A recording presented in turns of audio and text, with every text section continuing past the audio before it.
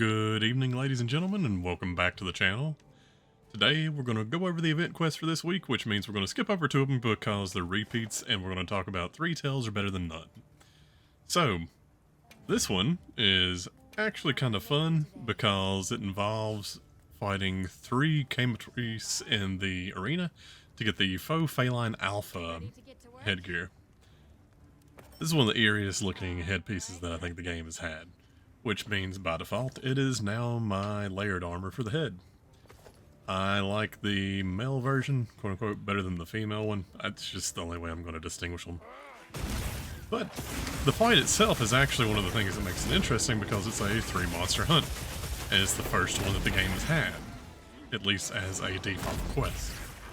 This opens up a lot of possibilities for future quests. Like in previous games, they've always had some sort of master quest where you more or less had to hunt all the hardest monsters in the game in one go in a relatively small area.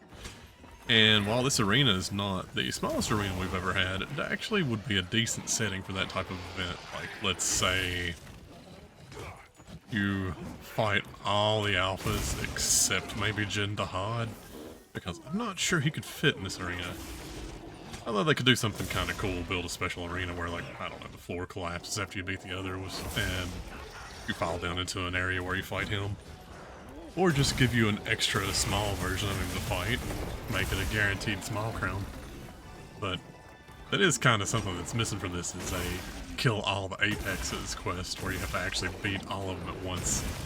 Now granted, the old games, that used to give you the rainbow pigment. I don't think you have to go to that extremes for a while now. Now, as far as the triple quest itself goes, it's just like all the other ones. Like, number one, these guys are not that hard to begin with, but number two, the more monsters you have, the lower the individual monster health pool is. So they go down really fast. It's actually kind of a fun quest to just go in and play around with. And since they did a little bit of balancing adjustments, it probably wouldn't be a terrible one to go in and just play around with your weapon and see how it feels now. I didn't notice a huge difference, but as far as I'm aware with Gunlance, it seems like they nerfed a couple things, but for my particular playstyle, it's not going to affect it that much, because the bits that they nerfed, they buffed other stuff enough to just sort of spread the damage back out a little bit, which really just boosts the potential weapon variety for Gunlance. Now, I say potential because I've not really looked into it all that much, so I have no idea how the meta has shifted just yet. Still been a little bit busy with the new family.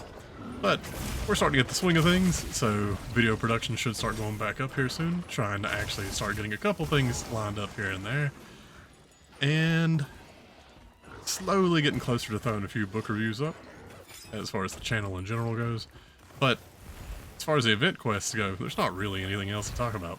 This is the only new one this week, and the only new ones popping up over the next 2 weeks are tied to food. Well, there's one coming up on the 17th, where you hunt a Kutku to make a Woodwood Geist Alpha Palico equipment.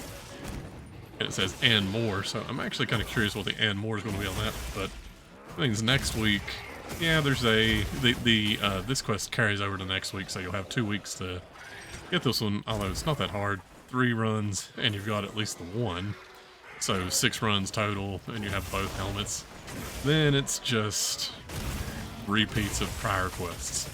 And you see a similar thing the week after that. There's a new quest, but it's just a new ingredient quest for sealed garlic. And then the Kutku quest that I mentioned a minute ago. So, not really a lot coming down the line that's terribly interesting as far as event quests goes.